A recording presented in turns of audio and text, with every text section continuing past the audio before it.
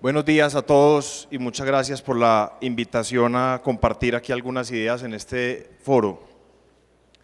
Entonces, el tema, como lo ven, está asociado más al tema financiero y cómo es importante en este momento en cualquier proyecto de iniciativa privada o de iniciativa pública tener muy en cuenta lo que significa la financiación de proyectos. Por eso quiero, antes de entrar en los ejemplos específicos que el doctor Luis Guillermo me pidió, pues como que tratáramos de otros países, quiero que aterricemos primero en el marco teórico de qué significa la financiación de proyectos, porque estamos un poco acostumbrados a oír financiación de proyectos desde el punto de vista de que puede ser con recursos del gobierno o con recursos de empresas, pero el concepto mundial de financiación de proyectos tiene ciertas particularidades que es muy importante entender para poder hacer viables los proyectos. Entonces, ¿qué es el modelo pues, que llaman los bancos internacionales Project Finance o financiación de proyectos? ¿Qué significa? Y esto quiero detenerme aquí porque es importante. Primero, es un vehículo legalmente independiente. ¿Qué significa? Que la compañía promotor o sponsor no tiene ese proyecto dentro de sus libros, sino que está totalmente aparte. Eso tiene muchas implicaciones desde el punto de vista de financiación y desde el punto de vista de manejo de riesgos. Entonces, es legalmente aparte, se financia con una deuda sin recurso. Cuando digo sin recurso es que generalmente, aunque eso pues es de diferentes grados, generalmente la deuda que se le pone a ese vehículo independiente no es una deuda que deba pagar el promotor del proyecto, sino que el mismo proyecto que hoy no existe cuando se está financiando debe ser financiado por una deuda sin recurso al promotor y obviamente por el capital, que el capital, sobra decirlo, tiene que tener una remuneración que le dé tranquilidad al que esté poniendo ese capital, sea gobierno o sea privado, de que rente lo que el riesgo asociado al proyecto debe rentar desde el punto de vista, digamos, económico. Generalmente ese vehículo independiente tiene un único proceso, un único propósito de inversión, es un único activo, no tiene otras cosas, sino que puede aislarse muy claramente los flujos de caja que ese proyecto va a tener asociado. Y por último, también es importante porque eso marca el tamaño de la deuda, es un vehículo que tiene una vida limitada. Es decir, si yo estoy financiando un proyecto que tiene una concesión de 15 años, yo no puedo ponerle deuda de 16 años. Claramente tengo que ponerle deuda de 13 o de 12 para que si en esos 12 no se paga, yo tenga un colchón de tiempo que me permita terminar de pagar la deuda, porque solo se va a pagar con los flujos generados por ese proyecto. Esto puede ser muy básico, unos puntos fundamentales, pero creo que nos pone como en el punto de qué es una financiación de proyectos. Generalmente, la financiación de proyectos tiene una complejidad contractual muy fuerte. ¿Por qué? Porque los bancos y los que están poniendo capital están comprometiendo sus recursos a algo que todavía no existe, a una idea que tiene muchos riesgos asociados a que esa idea se materialice. Entonces, ¿de dónde arranco? Arranco de unos socios que tienen una idea, unos promotores. Esos promotores generalmente tienen que tener un acuerdo de accionistas que puede o no puede estar el gobierno. Ahorita en la charla que hablábamos decía, hombre, que con concreto, que una empresa alemana, que una empresa de no sé dónde, cada uno pone lo que sabe y lo que quiere aportar ahí. Están regulados por un acuerdo de accionistas, crean una compañía proyecto y esta compañía proyecto es la que va a ser la receptora de los recursos y la receptora de los contratos, que le dé tranquilidad a los bancos de que ese proyecto sí puede ser financiable y esa deuda se pague. Entonces, obviamente hay un concedente, en el caso pues casi siempre pues es el gobierno, el concedente tiene un contrato de concesión con esta compañía proyecto. Inmediatamente después de esa concesión, de que el contrato es entregado, como lo estamos viendo en este momento, por ejemplo en las autopistas 4G, empieza un proceso digamos de una serie de contratos que están por un lado con los prestamistas o los bancos, entonces está regulado por una serie de contratos, pero entre ellos pues el contrato de crédito. Generalmente hay un operador, entonces se necesita un contrato de OIM Generalmente hay un comprador del servicio que se conoce como el off-taker, que para poner un caso muy práctico, en una hidroeléctrica es el que va a comprar la energía. Entonces, en Ituango, los bancos no van a entrar a financiar, si fuera una financiación de proyectos, no van a entrar a financiar una hidroeléctrica si no saben que esa energía que va a producir, hay alguien que la va a comprar. Entonces, le corta o le mitiga el riesgo comercial. Este punto es muy importante y después lo vamos a ir conectando con el tema pues, puntual de ferrocarriles, pero esta teoría que estoy diciendo aplica para cualquier proyecto de financiación de infraestructura, vías, ferrocarriles, temas del sector eléctrico, etcétera. Obviamente hay un constructor, y aquí es fundamental el contrato de EPC, de ingeniería, procura y construcción, que vamos a ver más adelante que hay una gran distribución de riesgos de este proyecto acá, de este vehículo, hacia el constructor. Porque la idea, y esta es una de las conclusiones que yo quisiera como que quedara muy clara, la idea es que todos somos conscientes que los proyectos tienen riesgos. La idea es que los riesgos sean asumidos por el que mejor los pueda controlar o mitigar.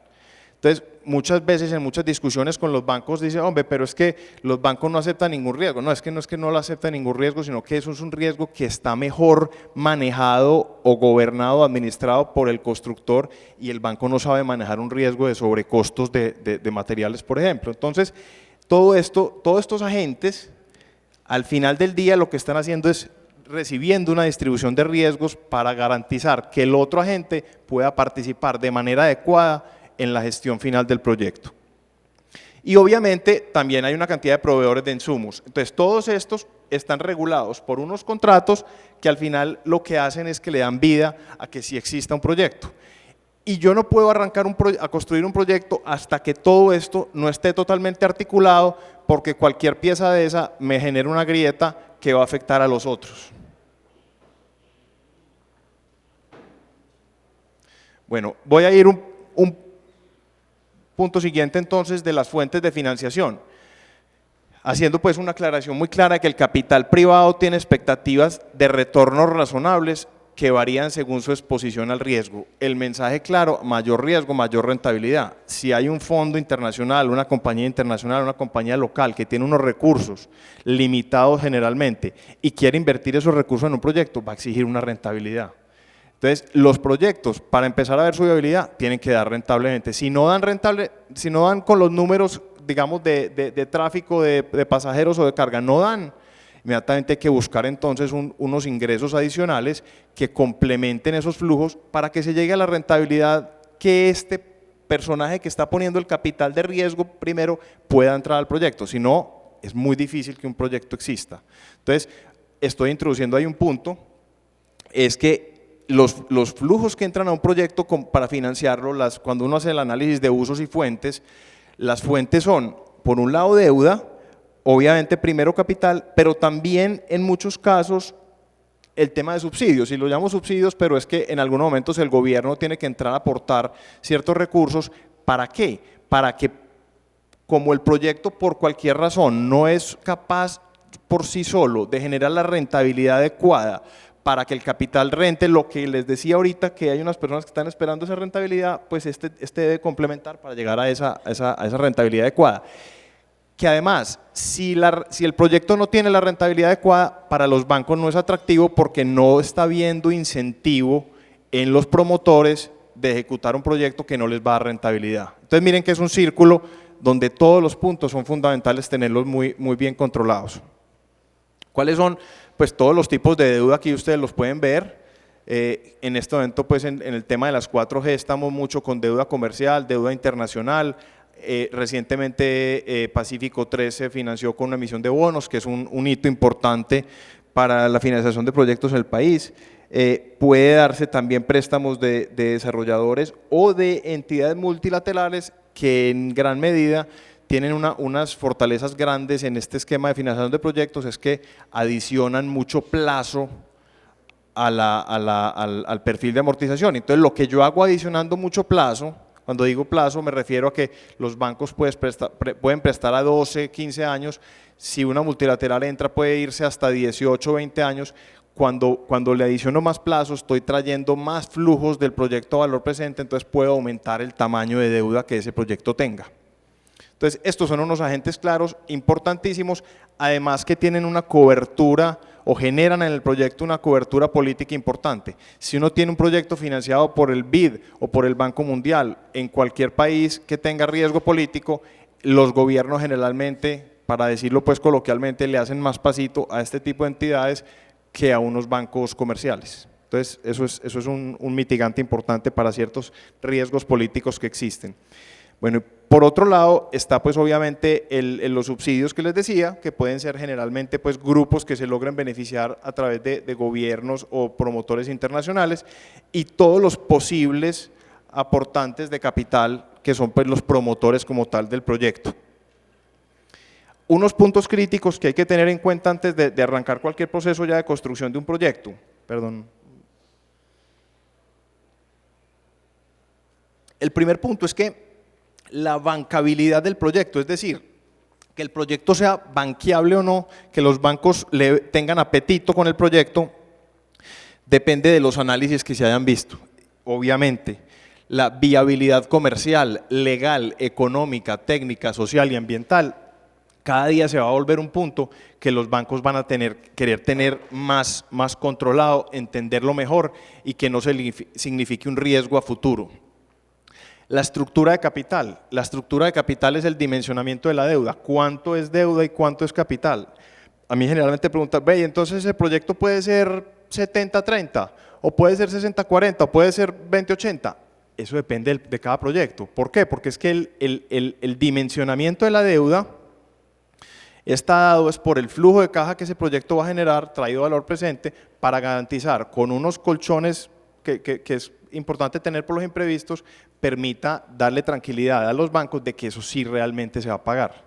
Entonces, por ejemplo, en el caso de las 4Gs, hay proyectos que son 60-40, 40% de capital, 60% de deuda. No es el concepto de que uno diga, no, es que simplemente debe ser 30-70, porque más o menos esa es pues la regla de dedo de que así se debe manejar. Entonces, ahí hay un análisis muy completo de la proyección del negocio, del proyecto, para ver cuál es el tamaño de la deuda. Fundamental, el carácter y fortaleza del promotor. Generalmente ustedes saben que estos proyectos siempre tienen riesgos, siempre tiene sobrecostos, siempre tiene retrasos. Es muy difícil un proyecto que no salga con sobrecostos o con retrasos. Saber que uno tiene detrás un promotor con una fortaleza patrimonial lo suficientemente importante para que ante un imprevisto entre y ponga unos recursos adicionales o que pueda conseguir deuda adicional es fundamental. Rentabilidad, ahorita les dije, es el principio básico de remunerar una infraestructura invertida con un retorno asociado a unos riesgos. Y obviamente viene, como les contaba ahorita, una estructura de una figura jurídica que es bastante compleja, porque todos los contratos tienen que estar totalmente amarrados.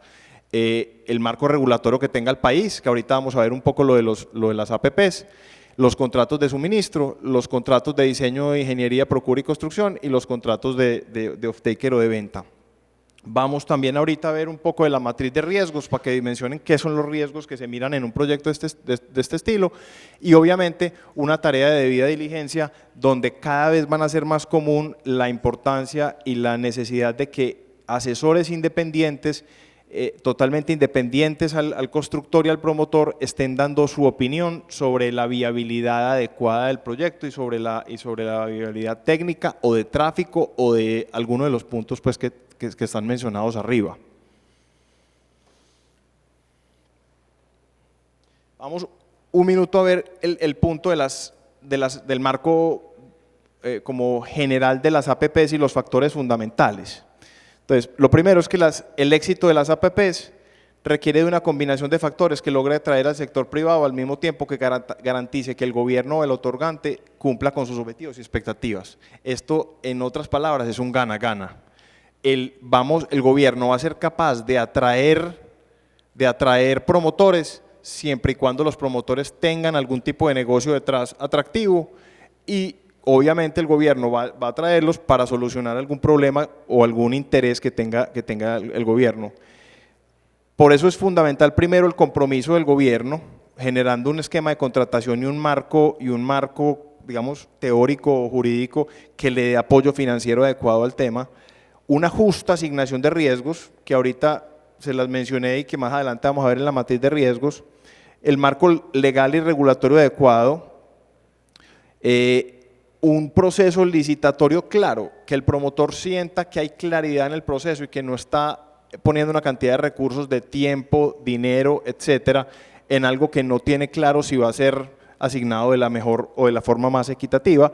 Y por último, que haya, con todo esto junto, que haya un financiamiento para que pueda pues, realmente conseguirse los recursos adecuados, tanto de entidades financieras como entidades de capital privado. ¿Cuál es esa matriz de riesgos que les he hablado en varias ocasiones ya? Lo primero es un riesgo de construcción, que es obvio, ustedes lo saben mejor que yo, y ven pues unos sobrecostos en construcción, en adquisición de predios, sobrecostos de reubicación de redes, retrasos en la adjudicación de la obra, calidad de la obra. ¿Quién es el que mejor maneja estos riesgos? Claramente el constructor, el banco no sabe manejar esos riesgos. Entonces, por eso es que que el contrato de EPC tiene que ser un contrato donde el constructor diga, yo asumo esos riesgos, yo estoy dispuesto a asumirlo y esto en estas condiciones. Segundo, los riesgos operacionales. Hay una cantidad ya cuando digamos el ferrocarril entra en operación, que de todas maneras, aunque el proyecto está terminado, genera una cantidad de riesgos que es importante que lo maneje ¿quién? El que está haciendo la operación y mantenimiento.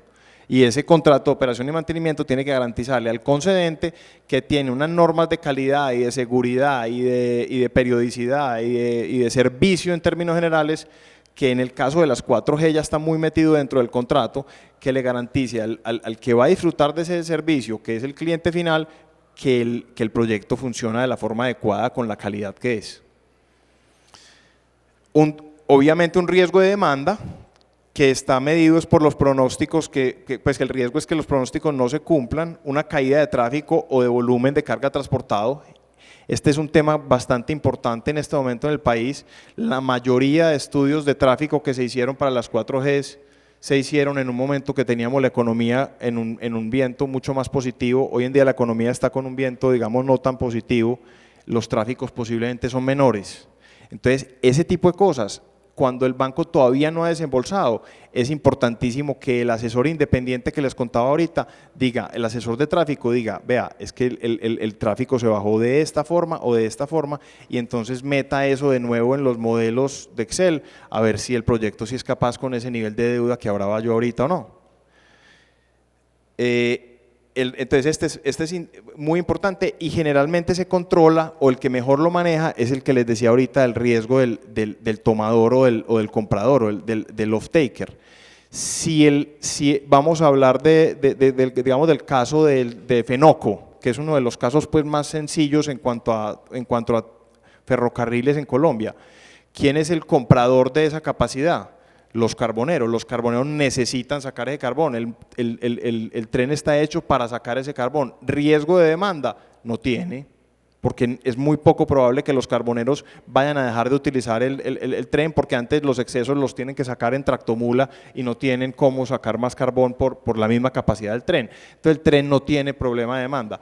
En otros casos, sí, claramente, como la mayoría digamos, de proyectos de sistema de transporte masivo en las diferentes ciudades del país, muchos de ellos están con un problema grandísimo de demanda. ¿Por qué? Porque se hicieron unas proyecciones y un dimensionamiento de deuda con unos volúmenes muy altos de pasajeros, y hoy en día lo que están viendo en la realidad es un número mucho menor. Fuerza mayor y cambios tributarios, esto pues aplica a todas las industrias y a todos los negocios.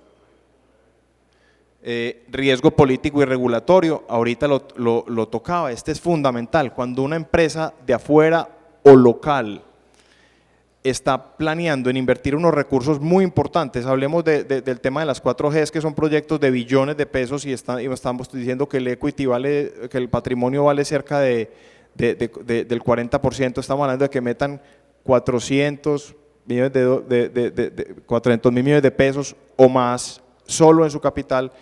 Quieren saber y quieren tener tranquilidad que en los próximos 20 años el marco regulatorio es el adecuado para ellos tener la rentabilidad que posiblemente la van a obtener muy al final del proceso. Obviamente está pues el riesgo ambiental y social, cada vez va a coger más importancia, y el tema de riesgo financiero, que es riesgo de tasa de cambio, riesgo de tasa de interés y riesgo de liquidez, que los bancos en el proceso de financiación van a exigir que estos riesgos estén de alguna forma mitigados a través de coberturas naturales o a través de coberturas financieras.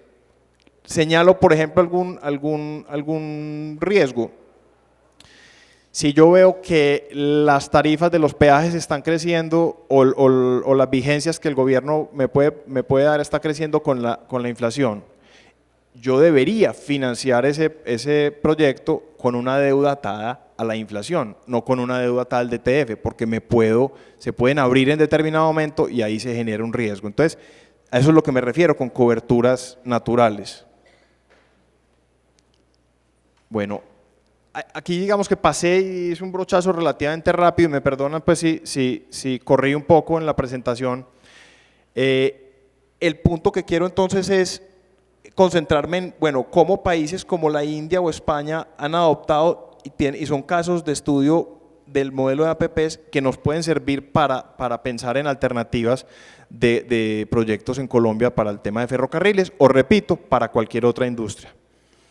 Entonces, como todas estas son campos en los que en estos países se ha desarrollado el tema de APPs, infraestructura para líneas de alta velocidad, operaciones de líneas de alta velocidad, trenes, túneles, operaciones de tren de carga, unidades de producción, estaciones principales, solo la estación se concesiona, servicios a bordo, solo el servicio a bordo se concesiona, zona de carga, parque logístico, solo el material rodante, solo las operaciones en terminales o un tranvía metro. Entonces, es totalmente abierto a que yo pueda concesionar una cantidad de partecitas de todo el ecosistema de los ferrocarriles, de forma que el que esté manejando esa partecita sea el que está interesado en eso y el que mejor haga esa función.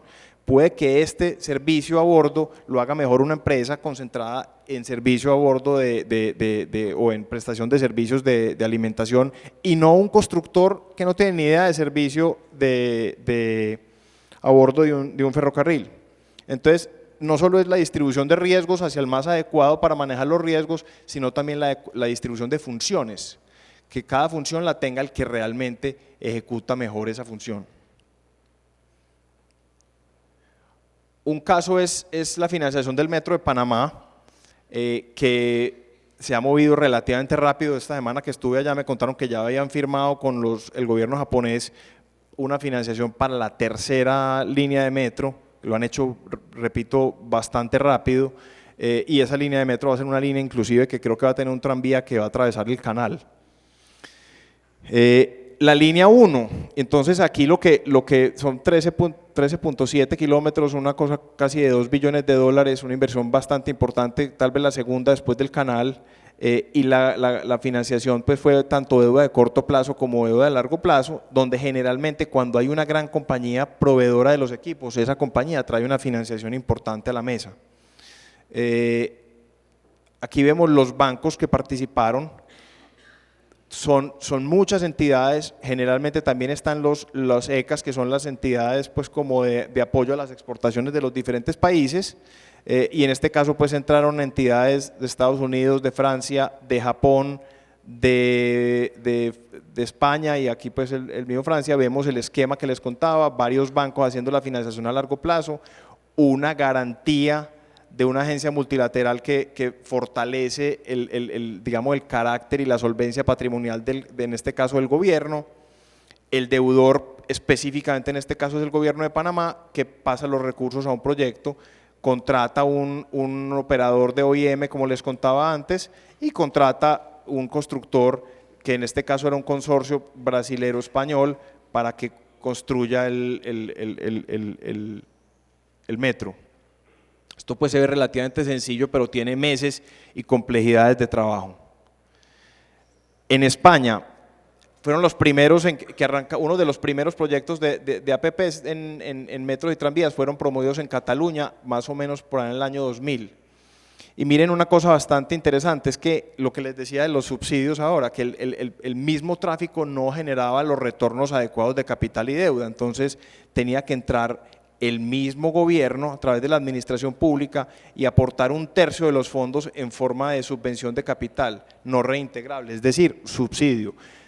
Entrando ese tercio ahí, más las 2/3 partes de los fondos requeridos ya por la financiación del socio privado, ahí sí se lograba llegar al retorno necesario para que hubiera alguien que tuviera el interés económico en hacer la inversión.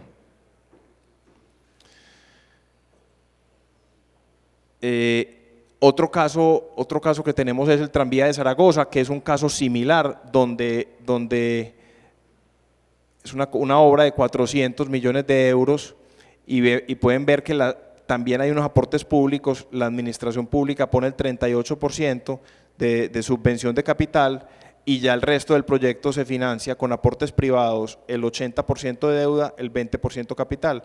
Esta parte de la deuda totalmente tipo Project Finance, es decir, lo que les mencionaba al principio, que es un vehículo totalmente independiente, que los flujos de ese mismo proyecto son los que van a pagar la deuda y no tiene recurso contra los que están poniendo el capital.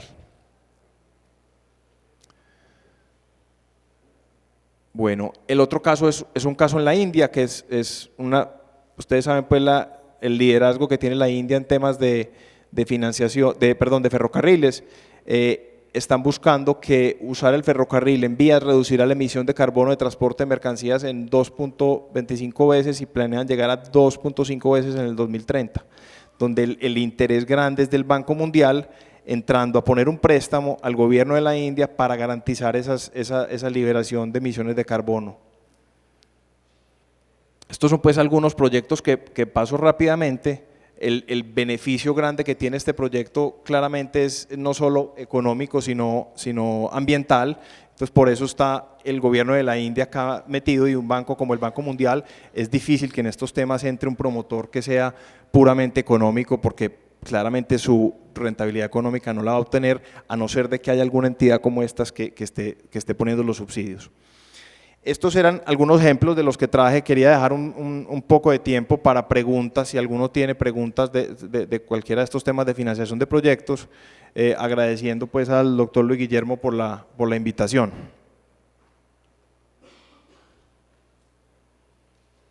Ya a esta hora con el almuerzo cerca creo que es difícil que alguno se anime a preguntar. Esperemos que sí. Habían algunos dormidos, entonces no sé qué tanto quedó completa. Dale que por aquí hay una pregunta. Regáleme un segundito, por favor.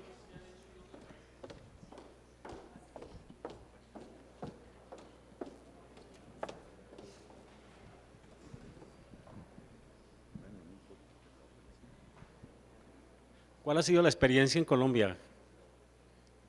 ¿Cómo les ha ido con estos temas aquí?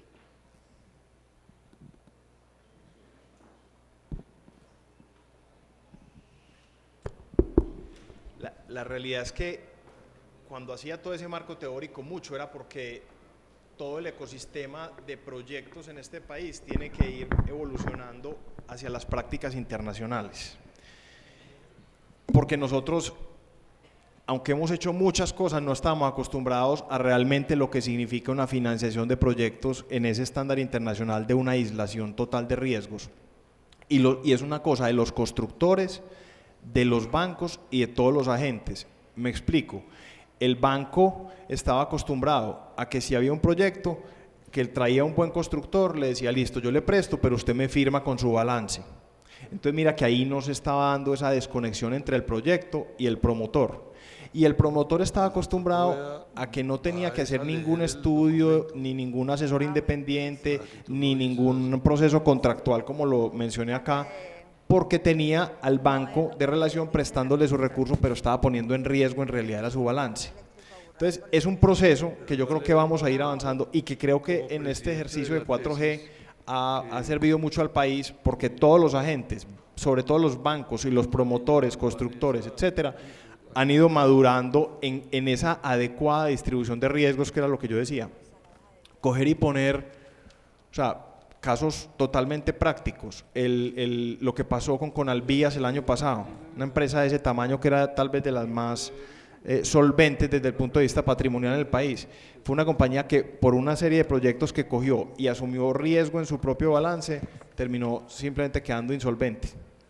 Entonces es un tema que hemos avanzado, pero yo creo que falta muchísimo y que los proyectos para sacar adelante, y aquí me estoy alejando un poco de los ferrocarriles y solo estoy tocando los proyectos de 4G, que estamos hablando de 50 billones de pesos, para sacar adelante esos proyectos sin que haya mucha sangre en el camino, tiene que ser con una adecuada distribución de riesgos. Es un proceso.